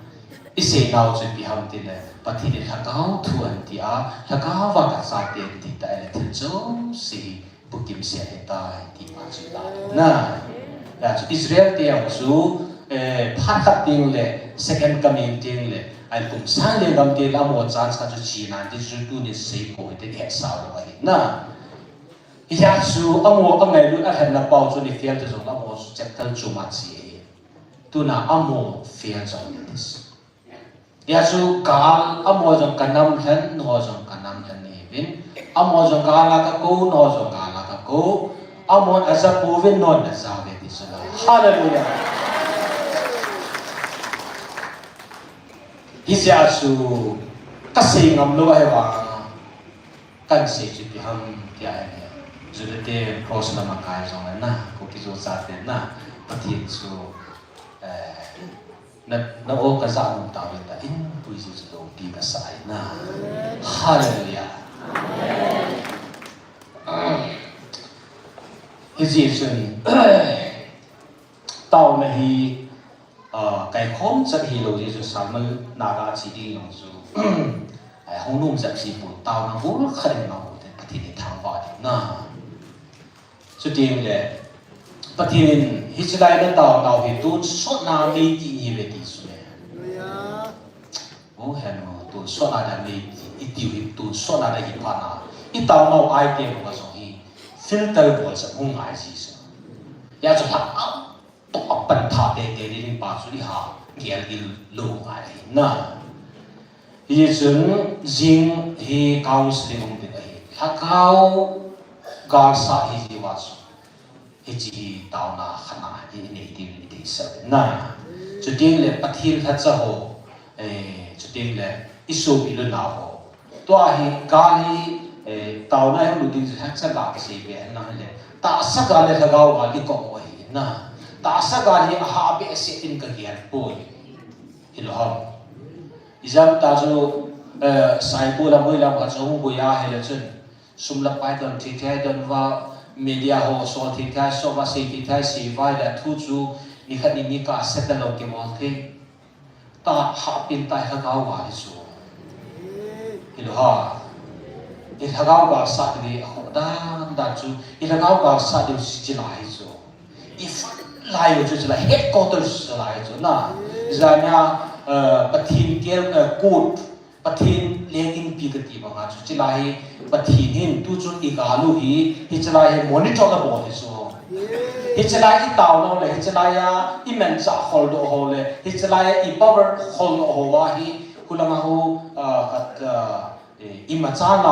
lu na kum a hi pha na hi chalai tu ai tai pathin ko mai bu wa pathin i taw ki nu ai chu khulanga reaction chi hoyang ko hi chilang based on the faith that we have, the prayer I know by the chair mili long ai taw ho ngai du na i taw ho a reaction ho su hi tai amun mo na hong do si hi ti ya chu thakau ga hi sa chu tu na hi gil ta thakau ga hi do ki no mai pathin phat na jing i se ji wa wa chu ka la khalin ani ngai ma so ji thi na lai na ya chu mi hi ga isu pi ho ga li tian chun ha be se lo ta ga la la ha pin ta ti thagau ga sa su ka oi patak na ka do lan tam su la ka to khong pi ta ka do lan tam su no ha som tu ti di su lai la cho chu la la email la ti ho ba la ki bol thei lo na tao pi tho da ki na pi tho da ki in pi ha zo ki chiga ta ka chu ha pi ta su khom Jesus Christ ani tho la pe hi chu hi na hi sia chu tu a hi ka ka ka sa pa hi hoi ta ke sa tao na hi na ba na ya ba tu ni in ka su pi ko na pa so ka chan hom pi ai lo le ho pu ka hi hom pi i ya lo hom su tu ten tao pi so ti na Aziz tu chungai patini ko nau hi ko na ta ba hi so ipia ko na ta ba hi ka ti ham tia hi le general la ko hi song le tia ti ko na hi lo tu so na nam pom beauty ti yo patin adi ma ni na nam pum pi ti ya chu ata san lo ho yang su i ho mo pu na hum kha ya chu ki da ha ti ji lo hi na kini pilu le hi wang su ki da thi ji lo chu yesu pati nam pum pi ti so Christmas chu lai kora ka ki mangen mene sombo se e piu zo pati tu se ni na se pe la ya sa ai le chu ho ma Christian ngan chu le phari ya nan Christian na lao ki na la pathin tu se ki na na 10 minutes ka se chu point li phatake sa ol la kan bo zon bung thum cha som ku kan se and number 1 chu God's love the scope of God's love pathin bilu sit alit dan na kan se point khat Pati milu si din dan chu vanoi pom pi milu si anong si hi Christian o si hi boy katila bahasan na mi sepay ho dim se na nan Christian officer dim se the love of God's love is universal vanoi pom pi ngai lu pati hi second point patin an so acha pai na he sent his son for everyone. Me so sad him, not only for the Christian holding say, Jews getting say, I know the say, not any particular community, tribe, nation. Nah, me cutting, zat cutting, nam cutting, say, ho cutting, say, boy, for everyone. Me so sad and so the second point. Nah. For God so loved the world that He gave His Son. And the third point, the third point na chu pathin mi so sia de a bol hi wangin thil neu khat na an he kan pan ta chu kui hi zong le an ti ta sa ama sa chu mi so sia da the jan chu tai na ai wanga kui hi zong le ti a hi ki hen chil na phang hi ta chu Iloha. Although pathin ngai lu na chumiu sia hi wangin, now the time has come. God invited us. Pathin i hoi invite able. Na invite able the who are willing. Na atta sanatanu mo invite able him, not compulsion. Pathin de ki lo hi. Anu mo patinin anom lu ho chu force a hu hingai poi ti kan si at zaina chu whoever believes in him na should not perish atasan ho invitation ne ho zui ho accept ho chu perish ma tha lo de so cha chu decision na pha ni das and have eternal life. Mizo sevena you tasan lang tasan hizong lechun. You have go through. We have all ipon sabat ichi de liu phem te eternity on nei chu ya chu accept an pan le pathin ko ma eternity in the presence of God pathin to tu so na nom ding it's a invitation to le reject nga he le in the absence of God pathin za lu na da mo na chu tu so na nom tho tho de i ya cha cha mi som ki tu za ka se cha ya chu disi pao ding da oh wonderful message Christmas celebration hi Christian ho se se hi lo ka he atin na 3 minutes sa se ba it is hi cha yong si no mo hi pathin hin general la hi mi hi ba nu ya ko hi tu chunga yo hi e ngai pa hi na na pom ti va ti jeng so ai ba nga su nam pum pi ang lu lo wai la chu pathin a bo de ka chu bo nan tin na the deciding factor alule making decision na thuru sim na pha hum je so hi chi pha thim ka hi taw na ha tai man wa inam pum pi wa pathin thu pun pathin i het i ta sa diu ti pa yo mo pun hi ja chu taw na poin kana i ka ani ti wa ka ka ti sa hin i cho zo si to hon thona chu jing tiang zong le counseling chi so no kya do tin chu ding le zero ko hu pi bang ho pathin avan til te le chu ding le asu chem banga chu I ho ka la song kidat khan na le ai lo ki mu khir na le ki ngai lu lo na le chu ding le ta sa lo na pa bang la hi pathin na sa ta ho chin the ni nga so taw nai ga man ti ka le se na ye chu ste ni point ni chun tao na trong cha ka mang kin tin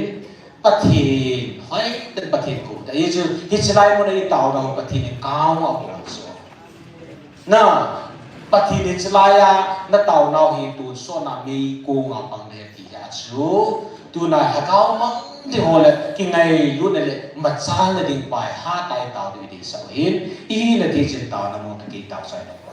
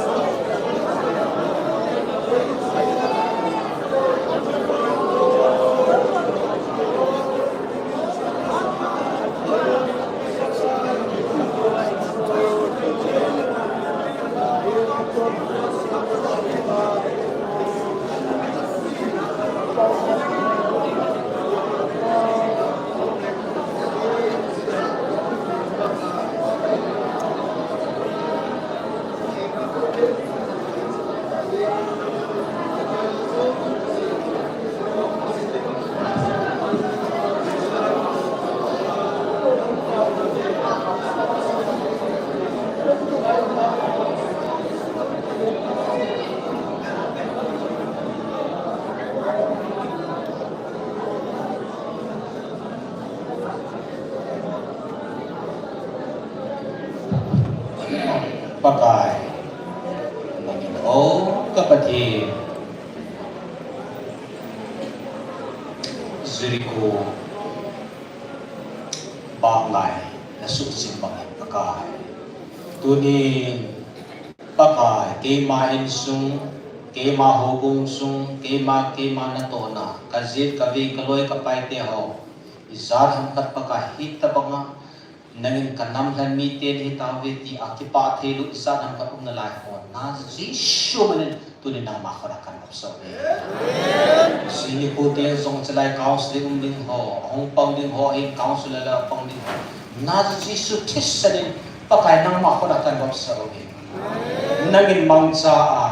nalopi na sulang din ha. Kataw na thangwan hiya kapakay na si Jesus ng kataw. Samsa na siya kilotin. Ngayon na inaitin ni Diwa. Judeng le patinin. Aba na umuvil ki ni Diwa. Siya at na tao na iman yulitin. Isaiah bungsong nga lang kasin doon nomin. Sanggu mapat sanggu sini kaki Isaiah bungson malanga sanggu mutiza perin pakai su holin naila ma perin ama su kovin migilo sun achon lam da haen lang midi lowin anu gelo sida haen pakai jin happy thein dingin pakai hinga kile kit han ipatiru hinga sun azizu pakai jin buding sena angai dan dingai zi zinam itide ke malunge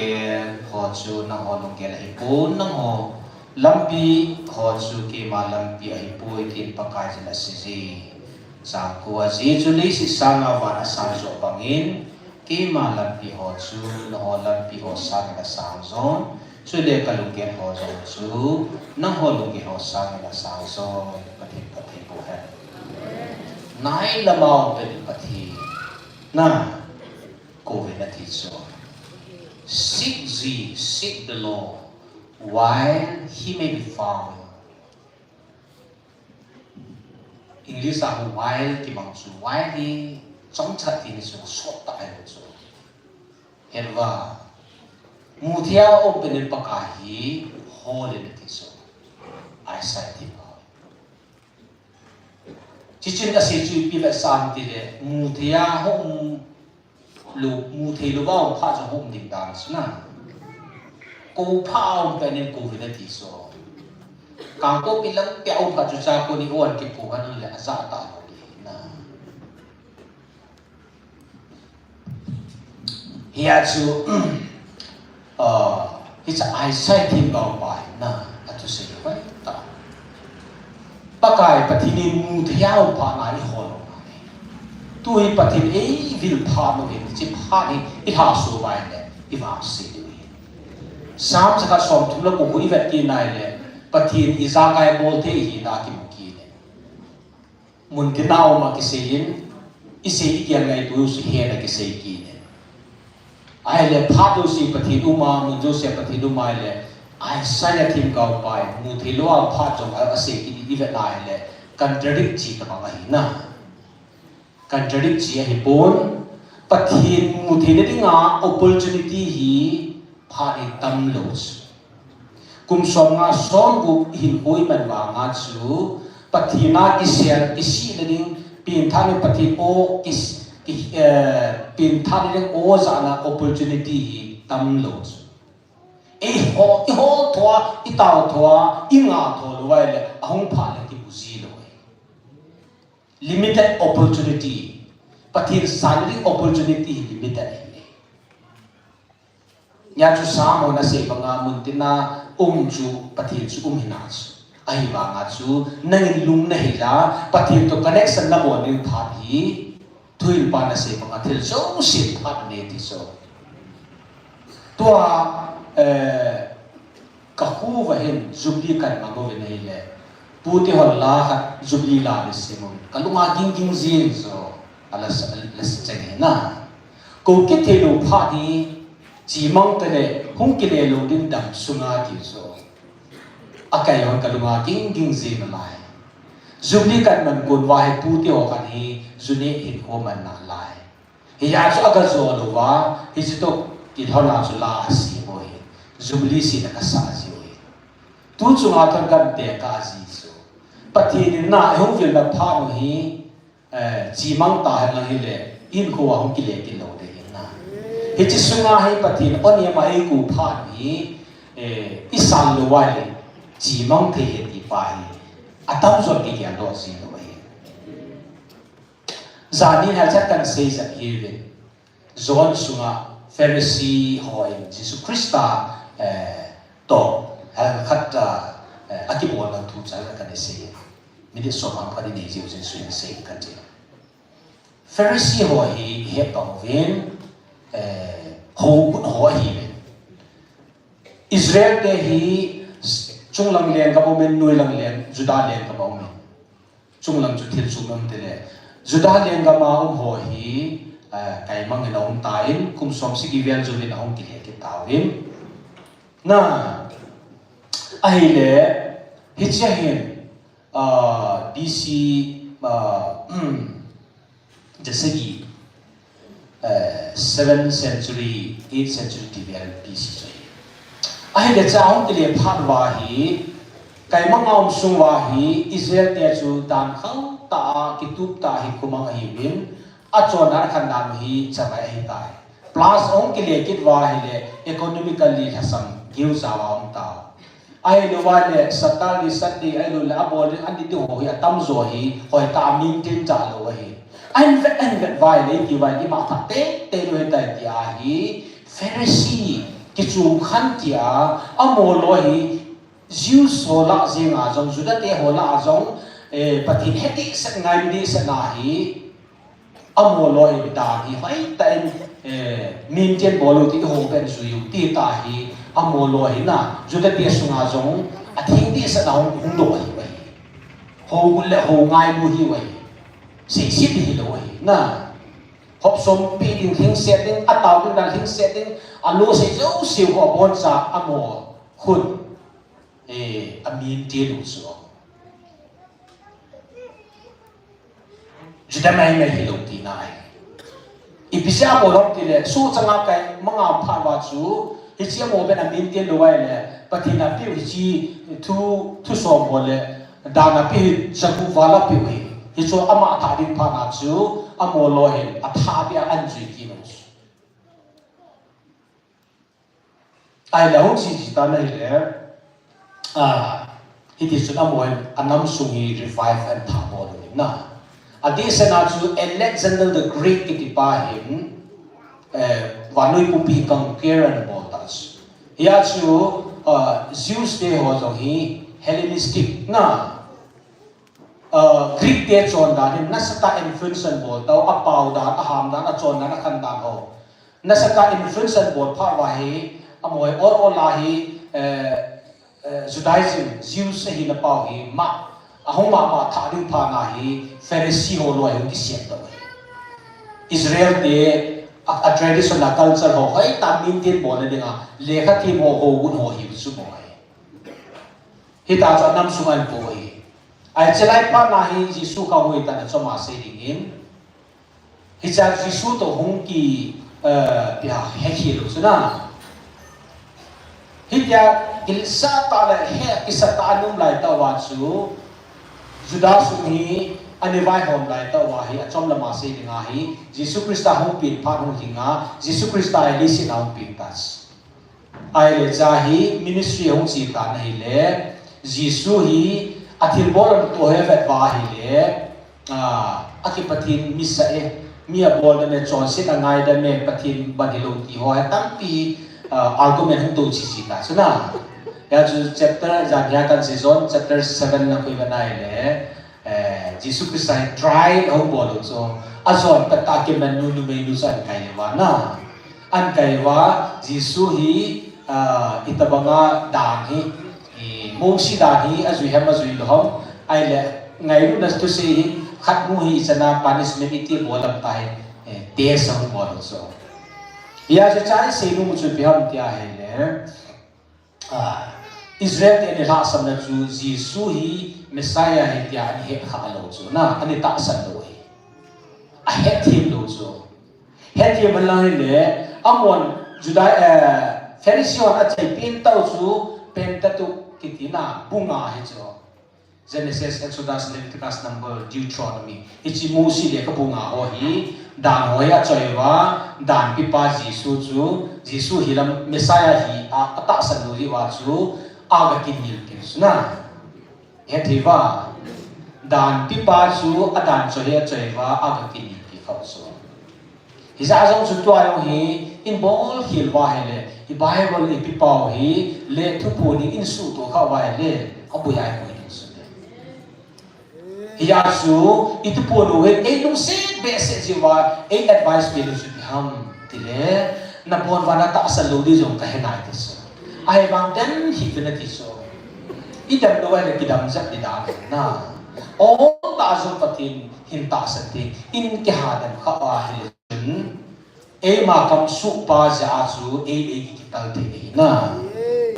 hiti ja su mundanga hen langam danga na hilaya ho soi la phanain mundanga hong zo lo le ene chin te lo hoyam sun study ha ta bo kau masaka pa na ta sewa chu kin thil la ka se e chu pathin ngai lu pathin ya chu kala e dem khat lo chu na mo vet dai la chun na thi kin lo hi chai pathin ngai lu pathin nang na ngai lu na se ta mi na ngai lu son ke lo la chun e chu hin lu nai nan dam ka chu na ngai lu te ma chu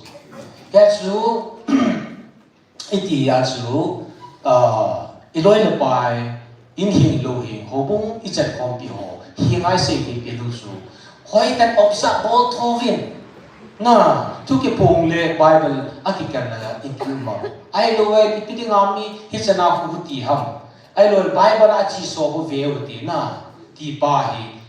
emphasize bol le idam sa ti wa hi na ikipal lo du chu tin pa hi Israel dia chung fielu ta so patin nang hoi tan khana phathi an bua Palestine te masanga yung adimpia kanan gama hulpia lenga de la han pia adi zo si tu som na pia tam pian pia amma na mu thei dinga thil tam pian bolo chula hilhom Jordan vunungan palwa chu tu ti chu zan kan ani ka ngi ti lo sa mo mu thei ta ka nga hung do wa anunga abol pa ki dem ta bang chu so na Israel deso thil ki dang dang chula mi lagu gal sa thi lagu to adang si ju te la chu lak som le thek diu ai jo pi chu ni so kum som li sunga keng yong pom la awan no silo ki thau thil ki dang hin na ai jo ed hun pi ding mo yong ki lo ham na wat sa ha pia mana pia mana pia le chim jiu sa pia le chim jiu na hi chu i ve na la chun ni sa nong ta so na amo sa nga yo yo ni ki mo zo so ila ya chu amo sun hi chana pathinan pathian bu wa nga ki Messiah chani he hi to so na ila tu azam ku Messiah kam ta tau na la Jerusalem ayat hiam siwa aku ku pau hi tia kitwa thagawa na to wa na ba ku na la so ya su pathin ka ko win angai lu chu mang lu ai wa nga ku khusalu hi tau chu mo ga la ku yong la za ta lu na ai wang ga wang zu na win ti so tha na da ko hi ta so hisi asu Bible ipi pa chule sila pathin ngai lu nawa hu bin pa isu tu hilu su den jale ya su ani na ta san chu nyam pa hi na zan hi chun isa golam rabat hi pasal thang yo to ka ga be le chila nong lu ji chun taw na khat ti ko than na ne kalung thima kan se bang chun abul langa pathin hin tu chung tu pol isu tu atama tam isu tula article niya kata di sini dia sudah dia the favorite one in the biblical time is Mary. Nah, and the children kukizo in church era katika kani jiso Bible khanga Jisu pinadin nga Mary kidei le tu church khanga kukilo chate kidei ti pa kanisi Bible khanga chu Mary hi pathin in favor na ani bol so numi chu za la chu na hi sa chu nu nu chi bai sa chu nu nu ta van ti na ti mu pi chu na Jesus Christa hung tul so the ne ding le sina ho le mel po the ne nga chu Mary de so ai la tua hi pathinin e ho zo se lung thim sunga Jesus pe the ne nga na e han so tua e ho choose ni ai le a via ti khana chu ipi hung ki tam ti a hi le tua hagau thing khanga e ho ko ma hagau tu se ro ne nga chu ulang rupat an man kit so na kidan danan iso te to de atama tam chume iso chan chan wa chu kyong ka ha ji num be se sa ko he song le ilung thi wai koi thi pathin na comparative study boarding thil tam pi so Bible khanga chu Mary nunga thi na tua church khanga ul hangan man kit so kidan ni hom na ya su pathin thil kinang ta ai bon pi so ya su so hi thil tam pium hin chu ding le a chai nai ba si nong pin su ham tia ai le pathin kan nam han ni te le na chon sit ke ngai da mai tai chon sit ngai da na thui Old Testament pa na an si ta so Isaiah tim ga ma bung kha chang bung kha su ki va na hai le kung in ke ho tu te na chon sit da ju he san bung san du je jo la bu bang bang ka ban sa de ti so na Isaiah tim ga yang ase sam zakal thum sunga yang ase mai ka sunga yang ase chon sit ngai da thui New Testament a jong gospel a jong ase gospel ya jong ase na chuting le ex sunga yang ase ul le khasolo jong ase so chon sit ngai da thu na chon sit ki ngai da moi ta ti so I chon sit o ki ngai da ta so pathina na chon sit bui pi ten na chon sit ka ngai dam ta ti so Hija tu na pathini chon sit ngai pi ken pi phak ki pa wala pathin na ki thangwa helwa chon sit ngai dam na chi ni ma cha ki pi ngai lo so wo pathin ka chon sit ngai dam ta hallelujah ka pathin ka thangwa ki wa pathin I thangwa wa na pi kha hi so ya he tim lo ho ni pi bolam ti le chon sit ki ngai dam tai ti wa ka ha ta san hi ti ana a chon sit bol bol le ho chu na he tim lo ti de ta si lo chon sit ngai dam na ni la ka ni cho yang ti lo hap thak en na mo le wa ti lo na mi hi lung le wa ti lo so I ta san na e di nga bol su I ki pom ki sai das pathet a bol sai das nangin hel na heli na pathet a bol sai das nangin sang la pathet a bol sai das nakila na ham phatin na la lo la nam thu nang na la ja bi chum bi hom chum de hilo mis usara ki moch nakila na ma pa I ma cha pe yum lo pathet a bol sai sa na chon se ki ngai da me ta de he pa ki pa ke se sin ni dia chon se chu da ha de ta na hilhom atwa jong nam kadam thani ta ve ti le ka ta sa ne ti ho chu a chon sit me na ngai dam num lu ho ta bang ki chu na patin kanam thani ta ve atia ki pa thi ho chu si num ta ki chu lung dam hum pa ki ni na ka ta san he ti ho chu thil ki dam chu ki ma mi mun alin pi ni le to le ta san ki lo na ha wa ka cha te ni ta to le ta san ki ho chu ki la ya chu na Til kidam tai ya chu yoi me ham phatai hi be tu in ni pha da hong thing ta in tao na kha chai na khat niu tin la ka dong in hol pi bi lang phat chu kan da chana kan nga de hin na pha hong len sa kai la khat sa hom din lang din lang tu ai tao diu pa hi pathi hi wa chai pathi bi thang pa diu pathi ne ho vi ke ta pathi I ko diu na Patin oi ngai nu kip taw. Patin ni oi e ngai nu ji nom ji lo hung nom ji suna. Thil kidang ta. Ya su patin ni lu se ngai lu naw zalim patin ani ko kinoi tin. Jing lang thai lang pra ko song ya do tin. A chai ni pasal thang ne men taw na taw chai ne ni pi le a chai na mai tai. Bon sa ni lu ti o.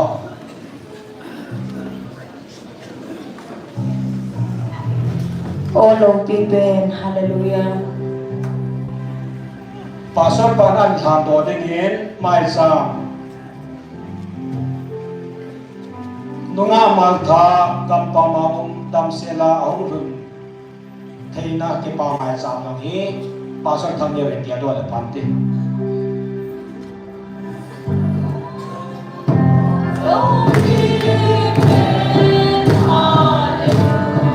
Bacoye Emmanuel. Bacoye nele lele zose.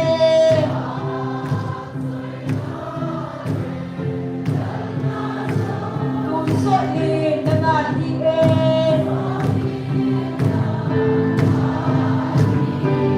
Hallelujah, hallelujah, amen.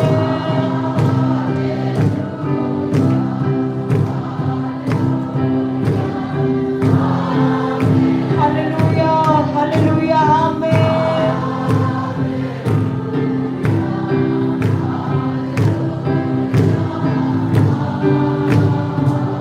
Panoy bihim ng susinsong.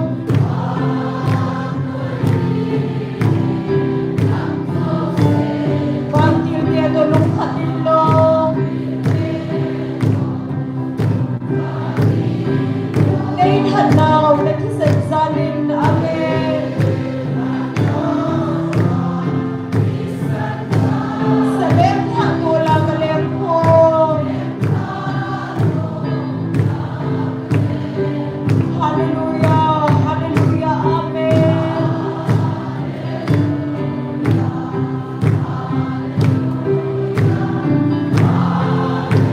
Hallelujah, hallelujah, amen.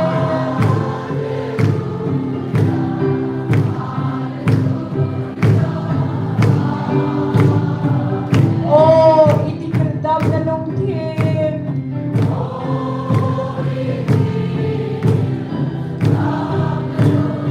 Itisandam na nung seta. Hallelujah. Hatimaya, nebo ngayon.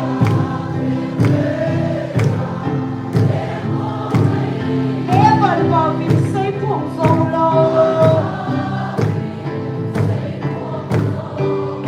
Hallelujah, hallelujah, amen.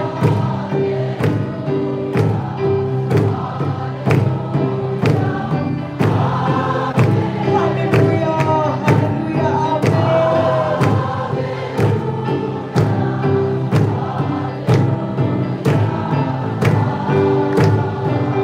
Oh, nahilig pinasansi, amen.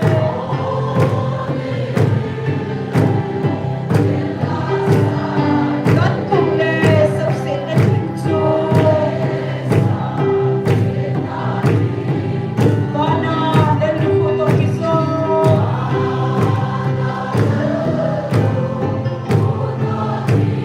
Lay edelle sa dagtaso. Hallelujah, hallelujah, amen.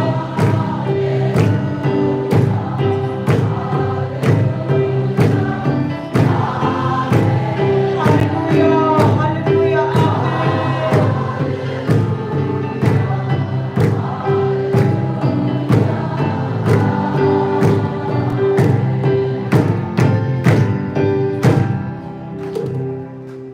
Bon sang tau tin tumpul dinam kelo tin.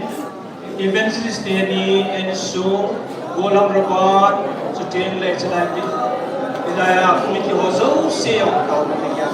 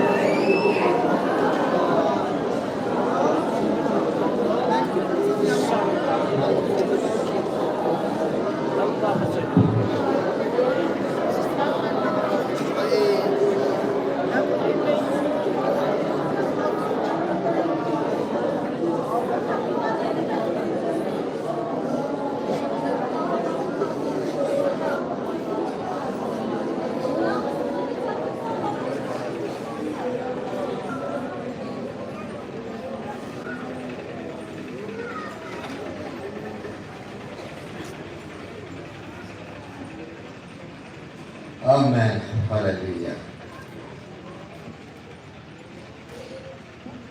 Kipon man sang nakulang lilot keho. Insunga kipon ta chanjing pinadiwin. Nakula Yesus Kristus ng tingkan kalmando. đại đại dòng phụ nam mặt thế hi ahin là Lenin Bismarck sen na ti o baka nam noi nung bin de nang na van tun so